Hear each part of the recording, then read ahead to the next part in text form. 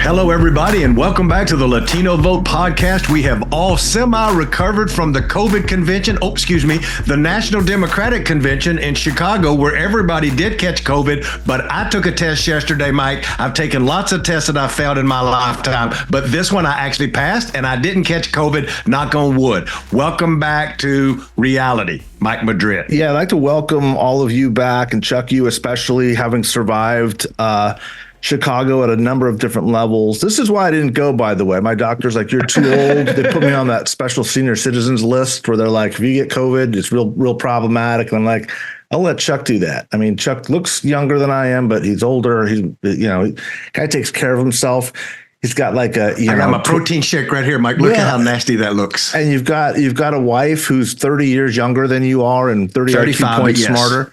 Yeah, so I mean, you've got life figured out here as you're heading into your 60s, man. But I'm glad you survived your COVID situation, and I'm really.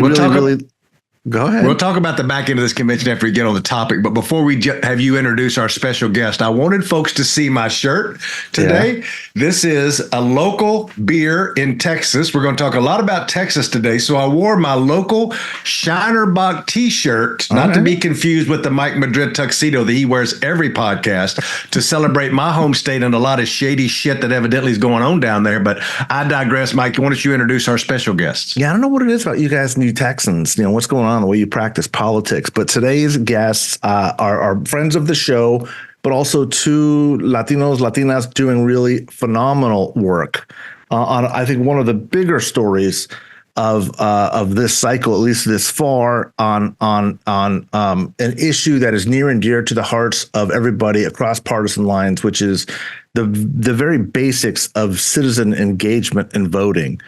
CBS News was among the first to kind of break this story. They'll clarify in just a moment if they were the first, but the depth of what is happening is starting to kind of unravel a little bit and show us some really seedy, unseemly underbelly side of politics in Texas, or at least it appears that way. The two journalists which have joined us from CBS News are Nidia Cavazos, and Nidia is the only Latina embed, by the way, traveling with the Kamala Harris campaign.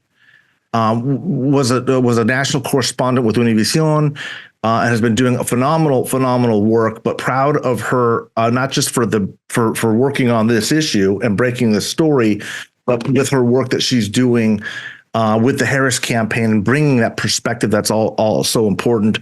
And of course, I think all of our viewers know our good friend, Finn Gómez, who's the political director and correspondent there for CBS News, and is always showing how much smarter he is about politics than I am on stories. We'll get into some of that a little bit later. But without further ado, I'm gonna ask. I'm gonna set up the story very, very briefly, but ask Nidia, who's really at the forefront of this national story breaking, to kind of explain in greater depth kind of where her journalism, where her reporting has taken her on this, and then explain where it's possibly going before we jump into some questions, if that is okay. The basic foundational elements of what is happening here is the oldest Latino civil rights organization in the country is an organization called LULAC. Most of our listeners will know this, but it's the League of United Latin American Citizens, established in the early third of the last century. Again, it started, I believe it's a Texas founded organization. It's been central to civic engagement for Latinos for nearly a century, 75-ish years, and has been there through thick and thin on a whole wide range of issues that have dealt with oppression, disenfranchisement, disengagement, structural barriers to Latinos being civically involved, active, and participating in American life. It's that broad. I think it's fair to characterize, including obviously our most fundamental right, which is voting. Now, just recently, we're going to talk about this possible connection or not. LULAC created or set up or activated a C4 organization and or a PAC, which for the first time, if you guys remember the story from a couple of weeks ago, which I believe Nidia Cavazos and Gómez also broke, was LULAC becoming for the first time endorsing a candidate in a presidential contest in its 75 plus year history. That candidate was Kamala Harris and Tim Walz, candidates. And not long afterwards, a couple weeks afterwards, the Attorney General of Texas, Ken Paxton, who's quite a shady character in his own right, faced impeachment hearings by the Republican-controlled legislature, beat that back, is facing or was facing a number of serious legal allegations, raided the leadership and some of the activists' homes, I think in a number of different cities in Texas, specifically some women in their late 80s who have been involved with LULAC for decades, registering voters, signing voters up, providing voter information, under the rubric or the auspice that somehow they were registering and trying to activate undocumented residents to be involved in the elections. That's the 30,000 foot premise. And of course, a lot of eyes have been in the nation have been focused on this development on Texas because it really begs some broader questions about Republicans' efforts to squash and or suppress the vote with the power of government, kind of the jackbooted thugs that Republicans used to talk about from government coming in and squashing people's rights and trying to use this as an intimidation tactic to depress voting in some heavily Latino precincts and heavily Latino dense areas of Texas. So, Nidia, without further ado, I'm gonna ask you first. Did I characterize that well? And are there other things that our listeners need to know? And what are the parts of the story can you color in for us in terms of how you came onto the story and where the story is taking you? Hi there. Well, it's great to be with you all, and thank you for the opportunity to share a little bit about our reporting. It's an important topic, and especially as it involves our Latino community. And as Latino journalists, we have a role to play here. You did characterize it well. And what's going on here in the state of Texas is that the Attorney General, Ken Paxton, is carrying out his investigation, looking into alleged claims of voter fraud. And all of this is part of his election integrity unit. This is a unit that was born in the aftermath of former President Donald Trump's loss in 2020. And all of this was because Trump claimed that there was massive fraud all across the country. And so Paxton is someone who said, he promised that he was going to take this into his own hands and try to investigate and really tackle these claims of voter fraud, which, of course, there hasn't necessarily been sufficient evidence to support these claims, but this is what's going on. And so with this election integrity unit, it's officers that work within the AG's office who are now carrying across these raids. And we know that some of the targets have been LULAC members, and these are Latino community activists and people who are directly responsible for ensuring that they're helping other people register to vote, especially when we talk about senior citizens and veterans. And so we know that Paxton's office has said that these operations are going on and that they're not necessarily going to stop in terms of the people that we already spoke to, the people that we know who were affected by these raids. And I would just add, Mike and Chuck, that, just to add to Nidia's comments here is that, we were the first to report that LULAC has asked the DOJ to investigate these raids and these actions by this controversial Attorney General of Texas, who was almost indicted last year, right? And I think that they're saying essentially that that they want the DOJ to investigate into this office for possible Voting Rights Act violations. As you said, what we're hearing from LULAC is that in those, as Nidia talked to this 87-year-old Texas Democrat, Lydia Martinez, where they're saying this is voter intimidation. This is, we're 69 days away, 69 days away as of this recording to the election, to election day. And these raids just happened over the last couple of weeks. right? So they're saying they're crying foul. They're saying this is simply voter intimidation, and they're alleging Paxton is alleging that this is also ballot harvesting, right? Related to like the 22 cycle as well. That we have not seen that evidence yet. We have not seen the why, if you will, the onus behind these raids, this investigation. As Nidia said, it seems related. Even the name, the Election Integrity Unit, is related to the 2020 aftermath, where there was all these cries from former President Trump and others that there was this alleged widespread voter fraud, which there has not been evidence of that. Look, that's super helpful background. Just so listeners know, ballot harvesting is a tactic that is used in some states where it's allowed, that allows kind of activists or family members, sometimes for people who aren't capable of taking their ballots to the voting booth, to have somebody else with a signed affidavit on the ballot bring that vote, that ballot to a county government center or a voting place. But I don't think ballots aren't even out in Texas yet, right? So it's kind of a weird thing to be saying that they're cracking down on ballot harvesting when ballots aren't even out there. But perhaps more importantly, well, let me say this too. LULAC has literally been kind of an organization of a lot of older ladies like this who are leaders in the community who are just making sure people are registered to vote and have voter information. This has never been a controversial organization for 7-8 decades now. And the fact that this attention is being turned to this organization, which again has been a rather sleepy one, is perplexing. Until again, you understand who these characters are in Texas, and something just does not smell right about this whole thing. Obviously, it looks problematic on its face, but this probably didn't happen knee jerk, right? It's like this has been in the planning stages by the AG's office probably for weeks or months. I would imagine, right? Is that how this would work with a law enforcement office, or is this something they just maybe got a tip on and were like, hey, let's go tomorrow morning, grab your coffee and donuts, and let's go break down these old ladies' houses?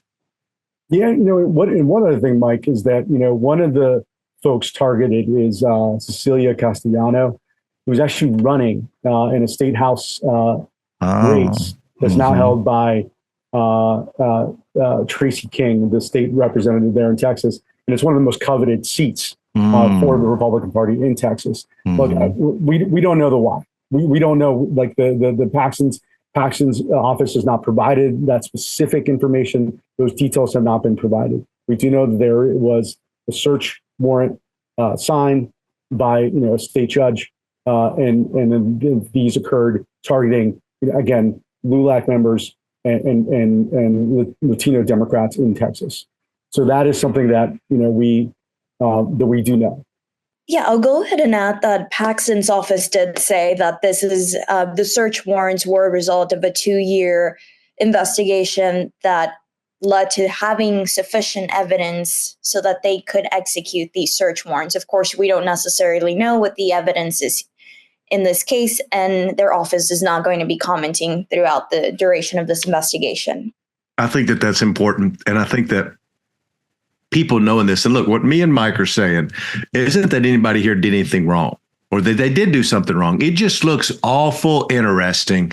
And that this is another reason why we need really good Latino reporters covering our community so that folks get all the information. What Finn and Nidia are talking about are things that are happening in a historical area of Texas in a historical organization. And in full disclosure, everybody knows I'm a proud Texan. I've worked with this LULAC chapter. It's one of the oldest in the state of Texas. This LULAC chapter goes back to LBJ and organizing for Kennedy and the things that they did through the valley. Like, it's historic. This LULAC chapter, Mike, is the LULAC chapter that hosts the annual Cesar Chavez March every year in San Antonio, which is a giant thing in the community down there. Like, this place, me and Mike talk about organizations, and organizations come and go. We've talked about all these different groups, but this group has never went away down there for over 50 years. And they're centered in the community where they do much more than politics. They're helping people with driver's license. They're helping people with food. They do food banks. I used to know all these folks when I went down there in the 90s and helped run a special election for Ciro Rodriguez. God, I'm showing my age, in 1996 when Frank Tejeda passed away. Mike's the only one here old enough to remember this. Yeah. But that's where I met Manuel Medina. So Manuel is another one of these guys who used to work for used to work for the guy I was just talking about that we had worked for down there for Congress. Manny's been down there as an operative. He ran the local, here, let me connect some more for y'all. He was a chairman of the San Antonio Bexar County Party for years, Mike. So you can see how this starts getting embroiled, where folks down there don't really look at LULAC as a nonprofit, nonpartisan. They've also always been partisan enough within their means. Let's be clear. They've always had a C4 as well, where half of that money was used for primary purpose. They use the other half for political operations. It's just interesting that all of this happens now, weeks before the election. I would think after doing some of the reading on Nidia's reporting and Finn's, how these 87-year-old grandmothers were forced to stand outside their home in their nightgowns in front of their neighbors, and the police and the Texas Rangers wouldn't allow them to go put clothes on, where they had to stand outside half naked. 87-year-old abuelas in trying to just embarrass them, which made me just show how disgusting this thing really had turned into. Mike? So Nidia, where do things stand with the DOJ? I mean, obviously, LULAC has asked the Biden administration to take a look at this, a violation, obviously, of federal rights, perhaps voter suppression. What is the process, just so that folks know what to expect from this story in the coming days? Well, CBS News has also reached out to the Justice Department, but they're not necessarily going to be commenting on this just yet. And it's also a matter of figuring out what exactly is going to be the Justice Department's role in this, since this is a particular case and it involves a civil case. And on LULAC's end, they're also claiming that this is flat out a civil rights issue, as it involves a lot of, they're targeting Latino community activists. And so on one hand, we know that this is a civil rights issue, but it'll be interesting to see if we can get a response from the Justice Department and see where they end up taking this case. And I did want to mention that with Nidia, who we have been speaking to out here in San Antonio, while Paxton is claiming that this is a 2-year long investigation and the search warrants happen to be executed now, I do think that the timing is interesting because, like Finn said, we're 69 days away from the election, and Nidia was playing a critical role in her community with engaging, mobilizing, and making sure that Latinos are going to be turning out. But what was interesting was that she mentioned that among the things that were confiscated as part of her the raid was her license to register voters in the state of Texas. It's a certificate. And so without this certificate, she's not able to go to the events like the evening bingo nights where she would gather senior citizens or would go help out veterans. And so without this, she won't necessarily be able to do her job and what she most enjoyed doing at a very critical time when we only have 69 days left. So in Texas, just so for clarification, in Texas, you have to have basically a license or to be registered in order to go out and advocate and sign up people to register to vote. Is that correct? Yes, and not anyone can necessarily just help out other people register to vote. Texas is very, very strict when it comes to its rules, and also making sure who ends up signing these not ballots necessarily, but the voter registration forms. So there are rules, there are trainings that go into this. And Nidia was a person who was trained and who had the capacity to carry out her duties here. Thank you for that. And so now, is this the only location where the raids happened, or were there others? And is the Paxton Attorney General office suggesting that more raids are forthcoming? This has been mostly in the San Antonio area that we've been able to gather this information, even up to an hour out of San Antonio. But we're still investigating. We're still looking into these cases and seeing exactly how broad this investigation and his undercover operations are going to be expanding. And just reiterating on Nidia's point, last week, Paxton's office did send out a release saying that it was launching these undercover operations and investigations into reports of this allegations that some organizations in Texas are unlawfully registering non-citizens to vote, which obviously is in violation of state and federal laws. But it's also, what LULAC, or Juan Paraño, who's like the CEO, has told us, like, it is such a minuscule, tiny amount percentage-wise. If you look at the Texas voter rolls, and it's really, per LULAC, they're saying that this is just a scare tactic. This is voter suppression. This is voter intimidation, and that they're saying, and they believe that it is an indication of a politically motivated investigation, if you will. Yeah, and let me just for our listeners' benefit, let me expand on that a little bit, because we dealt with a lot of these issues in the 1990s in California when I was a young operative. The idea that there's somehow systemic registering of undocumented residents to vote it's laughable from a practical standpoint. First of all, understand something. 40%, in many states it's higher, but in most states it's 40% higher than 40% of Latinos are at citizen voting age population and not registered to vote. That means 40% of the Latinos in the country who are able and eligible to vote aren't registered. We say that's where you need to go fishing. You go fishing where the fish are, to use a Chuck Rocha analogy, and it's so much easier, much more inexpensive, and much more legal to do it that way. I have never, ever on either side of the aisle seen any organization and or person who has tried to actually go out and work with undocumented residents to register to vote. It's unnecessary. It's expensive. It's not like the undocumented want to sign up for government officials and document the fact that they're here and expose their legal status. So it's absurd that this would, one, be happening from a practical standpoint, two, from a logical standpoint, and three, from a simple yield of what you would actually get by engaging in this behavior that could put you in jail. Makes absolutely zero sense when what you can actually accomplish in terms of voter registration with Latinos is decidedly bigger, better, and smarter with those that are there's such a huge, massive pool of legal folks to go scoop up legally. The idea that somehow somebody would consciously put themselves into legal jeopardy to do something is sort of beyond me. Sorry about that editorializing, but just one of the perspectives that Chuck and I bring are people who actually do these types of activities and work with organizations. That's not the way campaigns work on either side of the aisle, by the way. It just makes literally no sense. Nidia, go ahead, Chuck. I was just going to say that I want to build off of what you're saying, because I don't think you're being dramatic enough, even though you think you're being dramatic. It's not.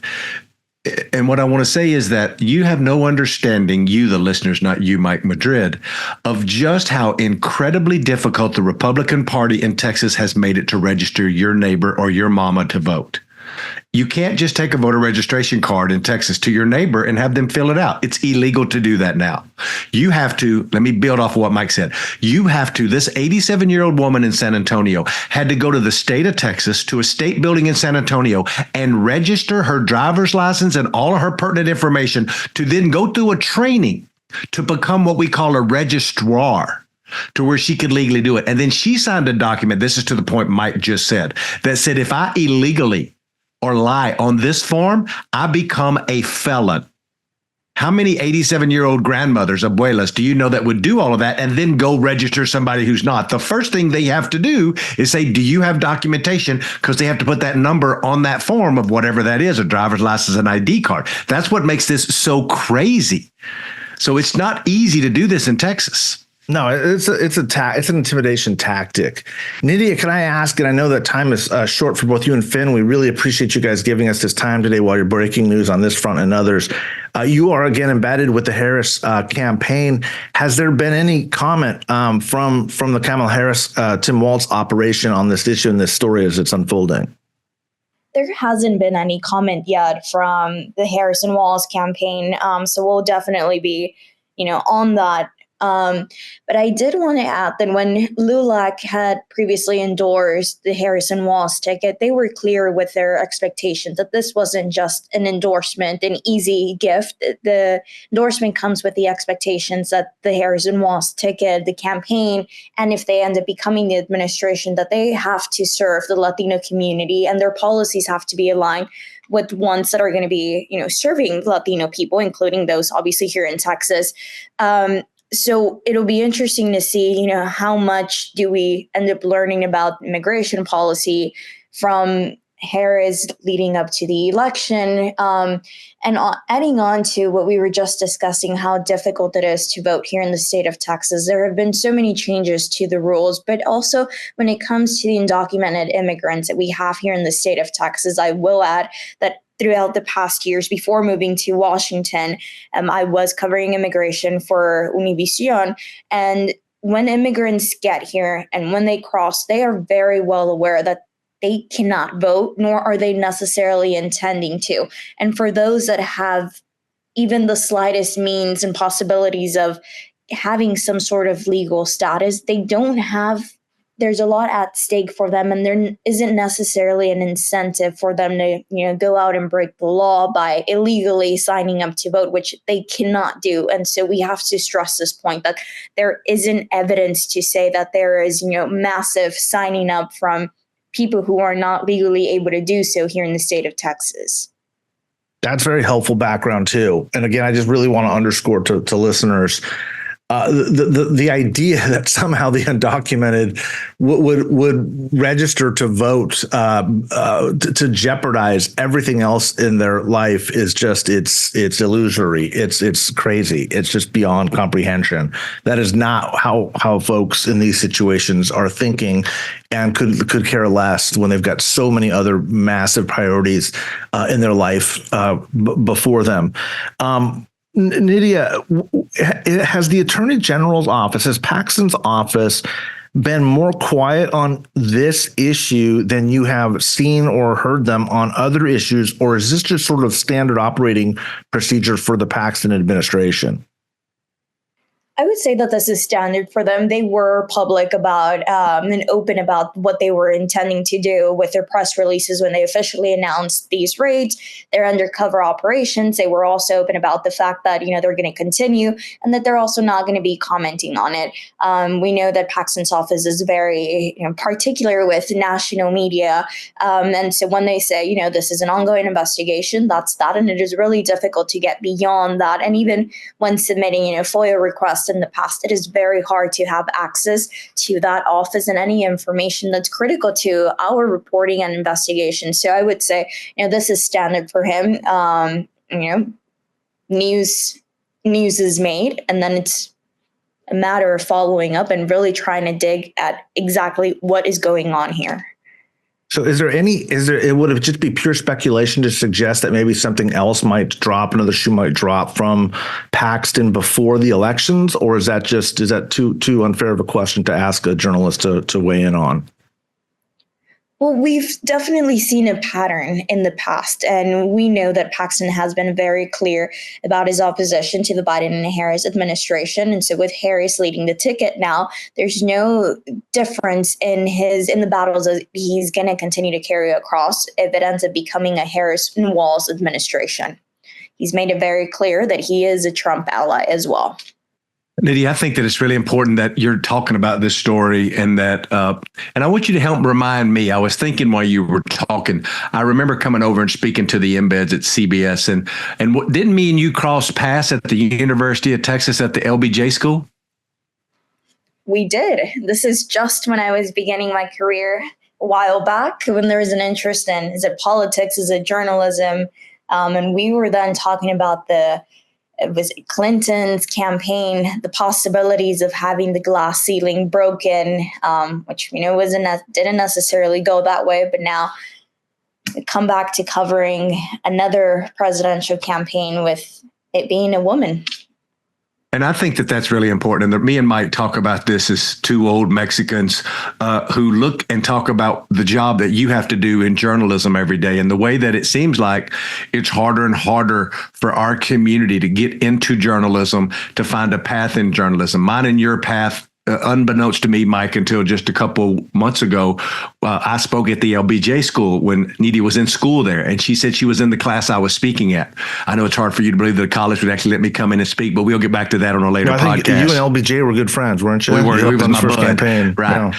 But so this young Latina then would go on to work at Univision and work in Texas and get to now work covering Kamala Harris, right, as the only Latina embed. And I think that when me and Mike talk about representation, it ain't about do you have enough brown people? It ain't do you have enough black people or you need to meet some quota. It's that all these different communities in the country should be covered. Our story should be told. If Nidia and Finn didn't flagged this story some time ago, we wouldn't know. Mike wouldn't have called me last night and said, Chuck, we have to talk about this. This is our community. We need to get all the facts on this. We just should bring it to light because it's mine and Mike's obligation as a Latino Vote podcast to talk about it. But if Nidia and others hadn't been covering it and understood what LULAC means to the community in San Antonio and others, this story would just be under the rug and Ken Paxton would get away with something else that he's been trying to get away with every time. It's no different than political consulting or other things that Mike talk about, is that we have to be at the table to talk about the stories of our community. It can be left wing, it can be right wing, it can be conservative, it can be liberal, but the stories have to be told if our electorate and our gente is going to get the information from us every day. So Nidia, I want to thank you for covering this, and I want you to keep me and Mike updated if you see things that are breaking. That's why we created the Latino Vote podcast, is we wanted to talk only about this stories, but especially since you're the Latina as an embed on the Kamala Harris campaigns, you're going to see things that maybe they won't put you on CBS News or on some other network to talk about, that say, hey, this is a unique nugget that we should look at what I'm seeing on the ground as I cover this, right, Mike? Yeah, Nidia, sister, so proud of you professionally for your work, proud for being a voice in the community that hasn't been heard very often, and so grateful that somebody who understands what LULAC means and what these dynamics are has the capacity and the leverage to bring these up and to make it a national story, because that would not have otherwise happened. We all know that. That's the importance of you being in the role that you're in.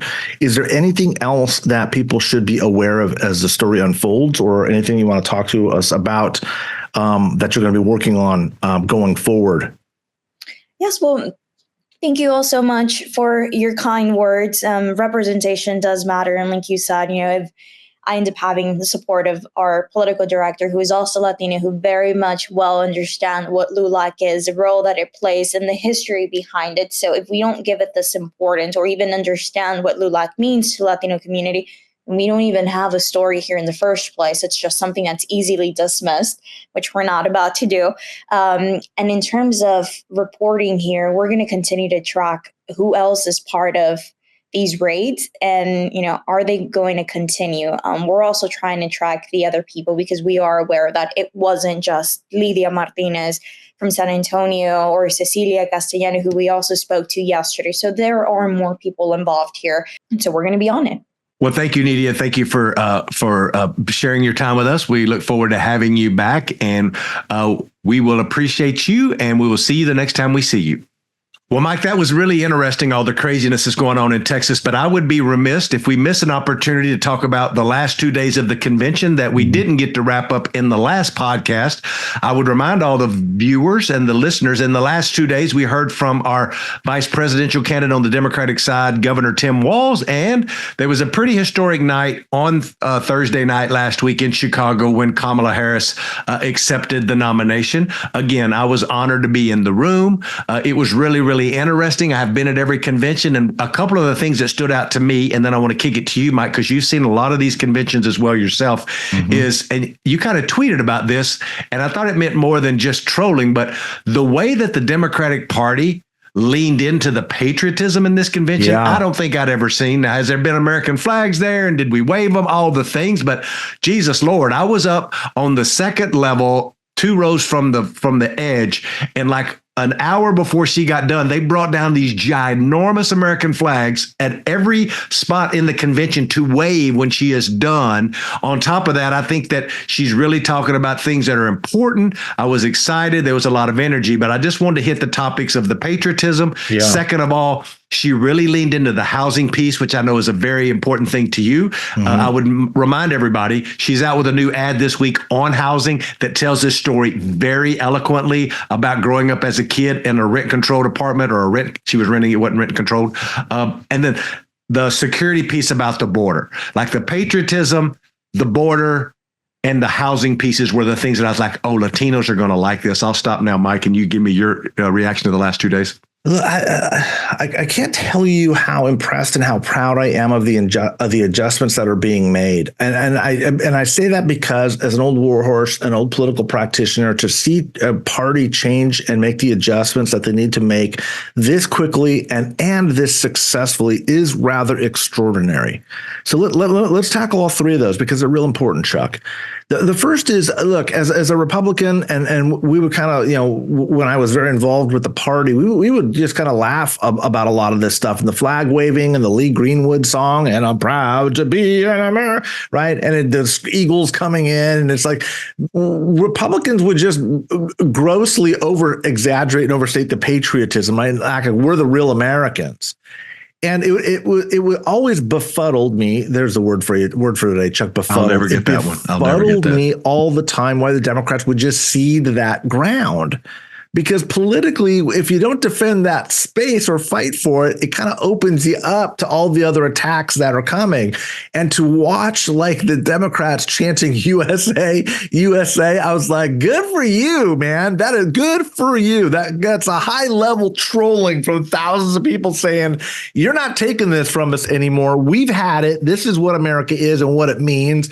We can wave the American flag too. We may be critical of our government, but that's what makes us more patriotic. And the truth of the matter is there's nothing wrong with articulating what changes you want to see your country make.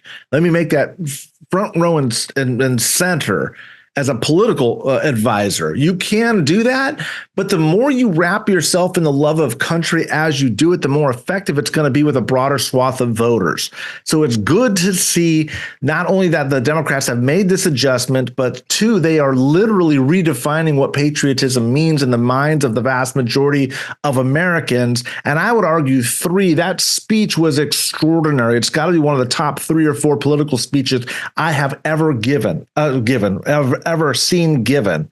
And look, I've known Kamala Harris for her entire career, not personally, although we've met and interacted a few times, but I've watched her since she was a DA of San Francisco. This was the best political speech she has ever given by a wide margin. And Californians who know her here in this town of Sacramento, it's a small community. Everyone's kind of like perplexed, going, "Was that our Kamala? Like we've known her for so long, we didn't know she had it in her." She is rising to meet this moment at precisely the time when she needs to. And I can't tell you how smart it is, how effective it is, and how inspiring it is to see that happening. Now, look, housing, and I've been saying this over and over and over, the Democrats need to launch a Marshall Plan for housing. 1 in 5 Hispanic Latinos work in the construction industry or related field. This is where the Latino economy hits home. And I'm not saying that everybody in the Biden administration read my book, but I'm not saying they didn't either.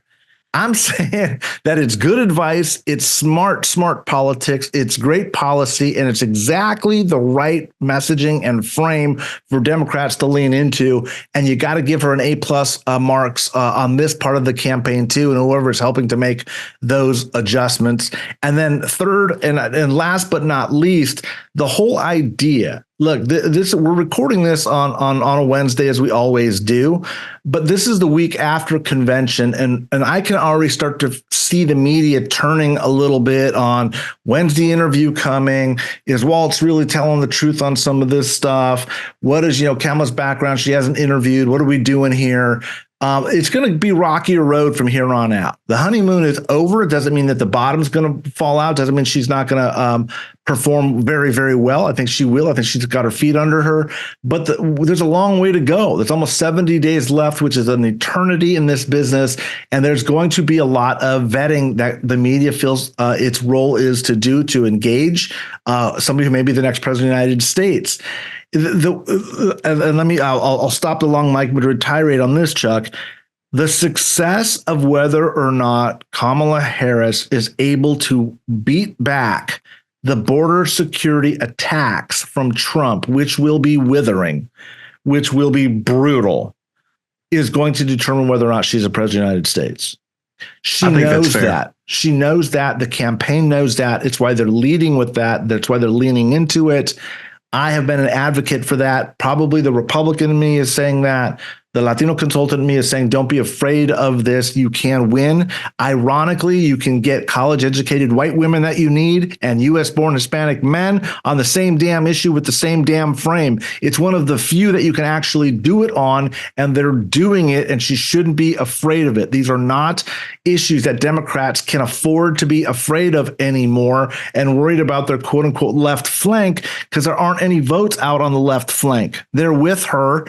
The few that there are, the growing share is my opinion, has always been that Latinos are the moderates in both parties. There is room there. There is room to grow. Quit giving up that vote because you feel the need to keep doing stuff the way you've been doing stuff for the past decade. It's been wrong. You've got the opportunity to make the adjustment. Kamala Harris is making the adjustment. I think she's going to do just fine, and she's leaning in strongly, credibly, and she's going to, I think, not only beat those attacks back, but I think that she's got the opportunity to run a little bit of offense.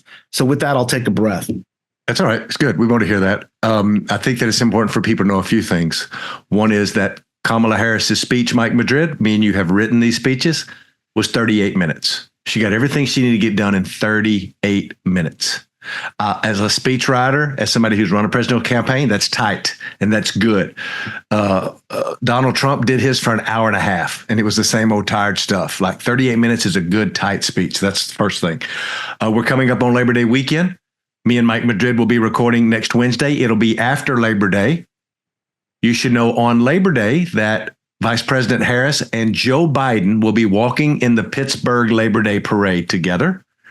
That shows the importance of what's going on there. Guess what? Tim Walz is going to be in Milwaukee, Wisconsin, exactly where he should be.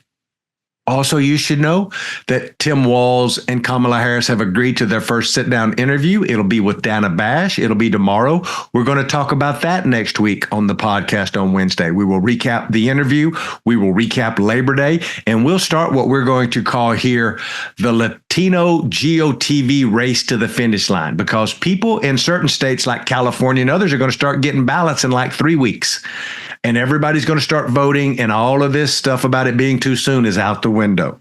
A 38-minute speech, Labor Day, and all the things. And we're going to start talking about these Senate races. You know, me and Mike Madrid love to talk about what Ruben Gallego's doing. Yes, I get to take a lot of credit for that, but I would be remiss if I didn't say that little Ruben Gallego, the Marine, got endorsed by the damn police association in Arizona. Mike, I saw you have a few things to say about that on Twitter. I'm proud of him. I'm proud of the campaign you guys are running. I mean, I don't want to, say too much to get out front, jinx anything, but my God, you guys are, this is how you win. This is a winning campaign. You can feel it. You can see it in the polling. He's opening up this big gap. You've got abortion on the ballot. You got Carrie Lake on the ballot. You couldn't ask for a better opponent, but she helps you out every day. Every Republican mayor along the borders endorsed him. Yeah, you've got a lot of Mormon Republicans too that just have had it. That was one of our biggest infrastructure operations with the Lincoln Project in 2020. You guys are going to be tapping into that. You got the McCains who hate the party and where it's going. These are very influential people. So there's a lot going right for Ruben. But we are also going to look at states like Wisconsin and your work in Pennsylvania. North Carolina is the sleeper, like I've always been saying. Put a whole political report this morning, Mike, moved North Carolina. I thought about you first thing from lean Republican to toss up. Well, there you go. And like I said, it's a stretch, but it's a very doable. It's a real stretch. It's the way Arizona and Georgia were in 2020. They're very, very gettable. I may be going down to North Carolina for the last 10, 14 days of the race just because I want to do a little bit of reporting. So maybe He we'll do wants some good barbecue too. I want some good barbecue too. I'm not going to actually be doing the work. I'm just going to be watching and pretending like I'm doing the work. You know how those people in campaigns are. I do that now. That's my whole job now. But go ahead, please. Yeah, it's because we're older. We're entitled to that. We put in our time. But I am very intrigued by what's happening in North Carolina, and maybe we do some podcasts from me down in Raleigh and see some of the work that's going down. Do some interviews on the ground. Speaking of next week, not to cut you off, but it made me think about it. Is we're going to be recording next week, and Mike and Andres, I just remembered that next week I'm going to Mexico City to see one of my former employees get married on like that Friday. So I'm going to go down on Tuesday just so I can record the podcast directly from my swanky little hotel in Mexico City on Wednesday. So I'll be coming to you live from what the homeland gives me down there, Mike. Brother, so, you've got more satellite offices than anybody else on this podcast. Let me just say that. You're always doing all your work from overseas. It's my last trip because I can't believe it was, if it hadn't been her, she hadn't worked for me and I could sneak down there like that weekend, I'm going to do it and work out of there. You got more energy than I do. I mean, I got to get on your workout regimen, but like you're getting married and then you're like going to the convention and then you're going to Mexico City. And in between, you're kind of running about 1 million campaigns and doing the podcast. First and foremost, the priority is the podcast. We all know that. Right. We appreciate you bringing the goods here, put the energy here first, but you got a lot of stuff going on in your life beyond that. And I don't know how you do it. All I'm going to say is what we're looking at for post-Christmas is the Galapagos. I want to go see one of them big turtles and ride it. That's what we're talking. But we'll do that on another podcast. Oh, we're doing a podcast with you from the Galapagos. Somehow you got to sneak that on a big turtle from Ecuador. Who knew the Ecuadorians owned the Galapagos Island? I found that out this week. And I was like, my people. Yeah. You got to fly into Ecuador and then boat in. I'll be ready. Anyway, look, everybody, we have already spent too much time on this podcast this week. Tune in next week. It's going to be we're going to recap again Labor Day activities. We're going to recap the Kamala and the Walz interview. Call your mama, like us, talk about us, tweet about us, put something good out there. If you got something bad to say about us, just keep your damn mouth shut until next week. It's me and Mike Madrid. We're out.